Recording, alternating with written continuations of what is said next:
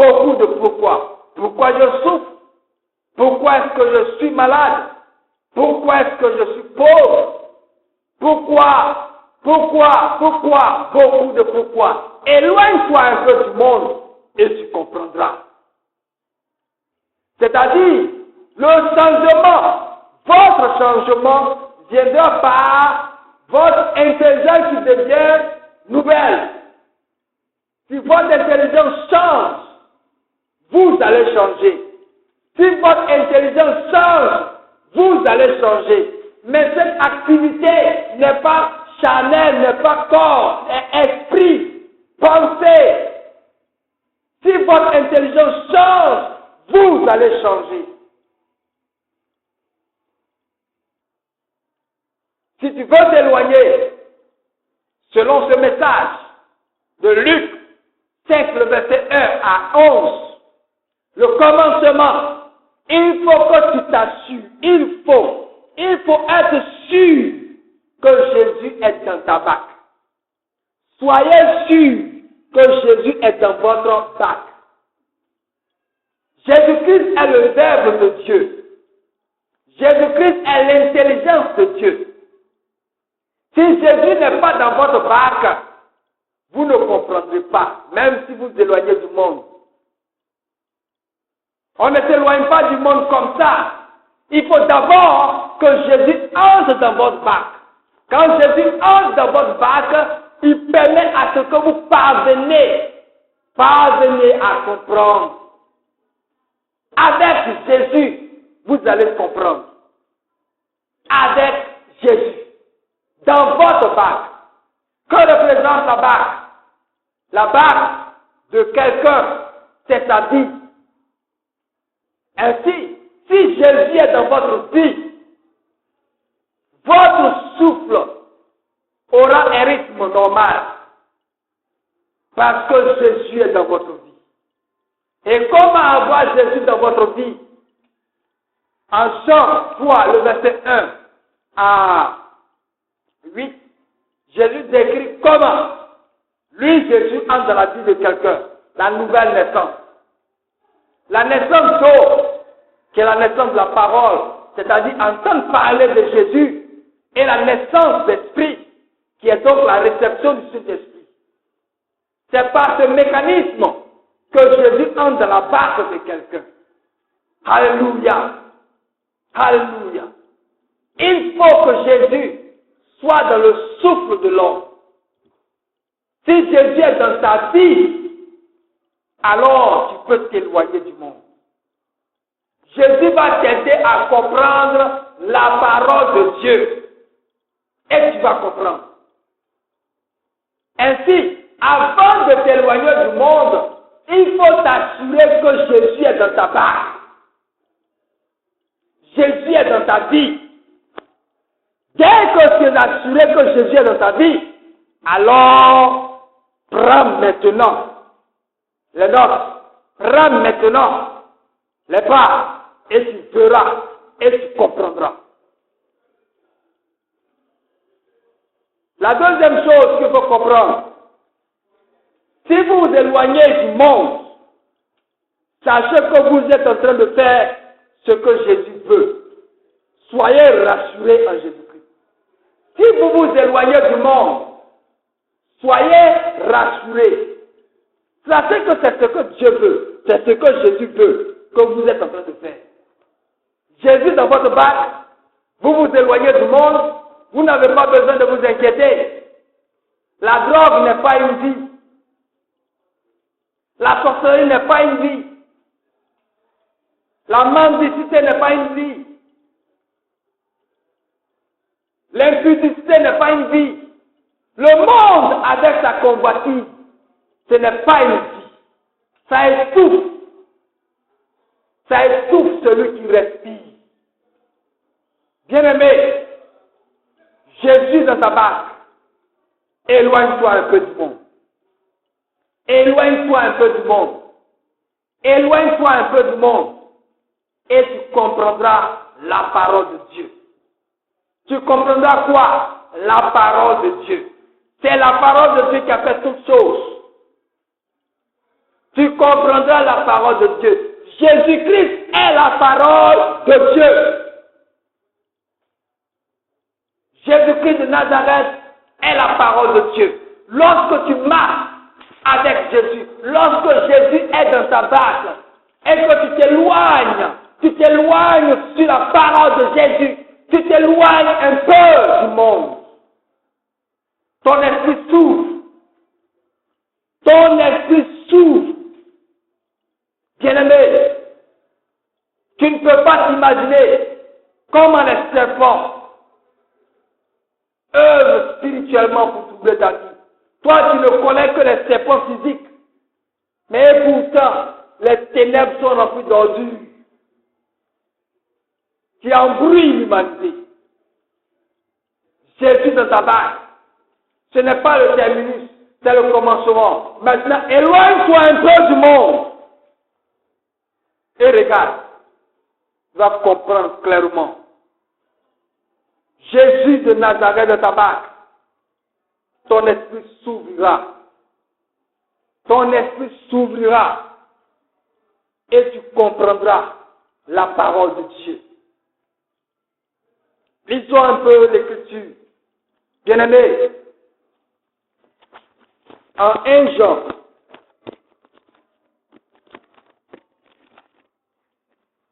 Jean 2, le verset 15 à 17, que je lis. N'aimez point le monde, ni les choses qui sont dans le monde. Si quelqu'un aime le monde, l'amour du Père n'est point en lui. Car tout ce qui est dans le monde, la convoitise de la chair, la convoitise des yeux et l'orgueil de la vie ne viennent point du Père, mais viennent du monde. Et le monde passe et sa convoitise aussi. Mais celui qui fait la volonté de Dieu demeure éternellement. Alléluia. Alléluia.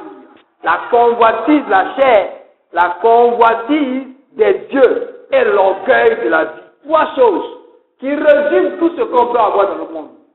La convoitise de la chair, la convoitise des yeux et l'orgueil de la vie. 1 Jean 2, verset 15 à 17.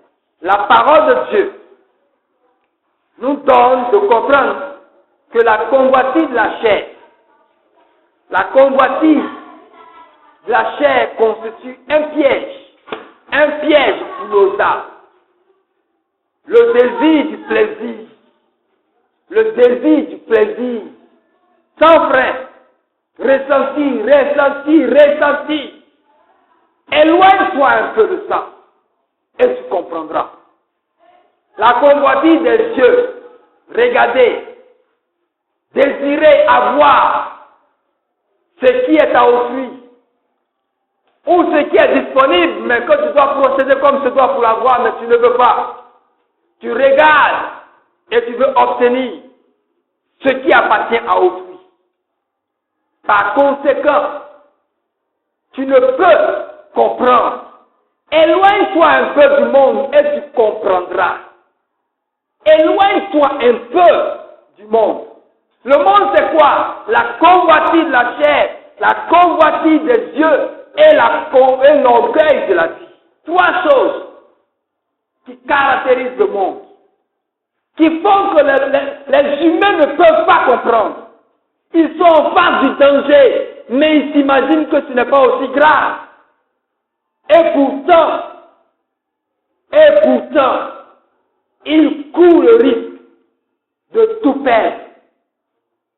Avant de t'éloigner, assure-toi que Jésus est dans ta barque, que Jésus est dans ta vie. Si Jésus-Christ de Nazareth n'est pas dans ta vie, tu cours le risque de ne rien comprendre. Donne ta vie à Jésus, réellement. C'est un engagement personnel que tu dois prendre. Les questions auxquelles tu te poses, tu n'es pas un paresseux, tu n'es pas un vaurien, mais Si tu veux comprendre, tu dois t'éloigner du monde. Avant de t'éloigner, assis-toi que Jésus est dans ta vie. Reçois Jésus et reçois le Saint-Esprit. Accepte la parole qui t'est annoncée au sujet de Jésus-Christ. Et ensuite, reçois le Saint-Esprit. Tu es déjà prêt. Jésus, par sa parole et par son esprit en toi, est le témoignage que Jésus-Christ est dans ta vie. Maintenant, éloigne-toi un peu du monde. Pour que tu t'éloignes, il faut que tu saches ce que c'est que le monde. Le monde est résumé en trois choses. La convoitise de la chair, la convoitise des yeux et l'orgueil de la vie. C'est ce que le monde construit. C'est ce que le monde transmet. C'est ce que le monde valorise. C'est ce que le monde apprécie. On dit bien, mieux vaut faire envie que de faire pitié. Donc, on fait tout pour que personne ne nous secoue. Parce qu'on fait envie. Qui saura qu'on fait pitié? Personne ne pourra voir qu'on fait pitié. Et pourtant, l'humanité court droit dans l'enfer sans s'en rendre compte. Bien-aimés, Jésus-Christ est venu donner à l'humanité l'occasion de pouvoir se relever et se repositionner. Le salut de Dieu en Jésus-Christ nous est donné afin que nous puissions entrer par la porte de grâce. Bien-aimés dans le Seigneur, nous avons la promesse la plus grande, que tous ceux qui croient en Jésus-Christ ne périront jamais. Et c'est pourquoi 1 Jean 2, le verset 17 dit que le monde et sa convoitise passent, mais celui qui fait la volonté de Dieu demeure éternellement. C'est l'opposition entre faire la volonté de Dieu et convoiter. Faire la volonté de Dieu ou convoiter, voici le choix. Si tu choisis de faire la volonté de Dieu, éloigne-toi un peu du monde. Éloigne-toi de la convoitise. Les désirs charnels, éloigne-toi de ça un peu et tu vas comprendre. Tu sauras pourquoi et comment le retard se manifeste dans ta vie. Pourquoi et comment la distraction t'éloigne de l'objectif. Tu comprendras. Mais d'abord, assure-toi que Jésus est dans ta barque, que Jésus est dans ta vie. Il faut le recevoir d'abord et recevoir le Saint-Esprit. Accepter Jésus et recevoir le Saint-Esprit, c'est là la conclusion du mot recevoir Jésus dans ta vie. Et après avoir reçu Jésus, alors, voici tes trois adversaires pour lesquels tu vas t'engager à te séparer. La convoitise de la chair. Tu ne dois plus obéir à ta chair. Tu ne dois plus suivre le courant de ta chair, mais tu dois suivre le courant de ta pensée en Christ. Parce que Jésus-Christ, dans ta vie, a donné à ta pensée d'être capable de comprendre. Tu dois t'éloigner de la convoitise des yeux. La convoitise des yeux, tu ne ressens pas. C'est ce qui concerne tout ce qui est à l'extérieur de ta chair. Ce qui est des biens matériels et autres, des rêves et beaucoup de rêves fatiguent l'humanité. Ce qui est à autrui. Quand tu as vu, tu penses à quoi? Je vais avoir aussi. Et tu es prêt à tout pour l'avoir. Et le terminus, tu dois t'éloigner de l'orgueil de la vie. L'orgueil de la vie est clair. On ne parle pas de l'orgueil tout court. On parle des réalisations. De ce qu'on a fait. De ce qu'on s'est battu pour faire. Des efforts qu'on a voulu pour réaliser des choses. Pour accomplir des choses. Des espoirs qu'on a réalisés dans le monde. Que ce soit des biens matériels, que ce soit le travail, que ce soit les études, que ce soit les réalisations de la vie comme construire, bâtir la vie, avoir beaucoup d'enfants, etc., etc. L'orgueil de la vie Dis j'ai ça, moi aussi j'ai fait ça. L'orgueil de la vie. C'est ce que le monde enseigne au monde. Tous ceux qui sont dans le monde sont instruits par le monde. Pour qu'ils puissent convoiter par leur chair, les désirs de leur chair, ressentir le plaisir, manger, boire, pécher, la convoitise des yeux, envier les choses, l'orgueil de la vie, réaliser les choses et s'appuyer dessus pour dire moi aussi je suis là. L'orgueil de la vie, la convoitise de la chair, la convoitise des yeux, c'est le monde. Et donc, s'éloigner du monde, c'est s'éloigner de ces trois choses. Pourquoi on s'éloigne? Parce qu'on veut faire la volonté de Dieu. Quand Jésus est dans ta barque, tu peux faire ça. Jésus, sur sa parole, tu pourras faire la volonté de Dieu. Tu pourras t'éloigner un peu du monde. Et en t'éloignant un peu du monde, tu réussiras à faire quelque chose. Celui de comprendre pourquoi ça ne va pas.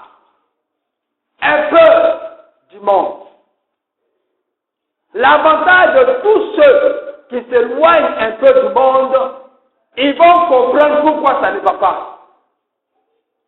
L'avantage de tous ceux qui s'éloignent un peu du monde, ils comprendront pourquoi ça ne va pas.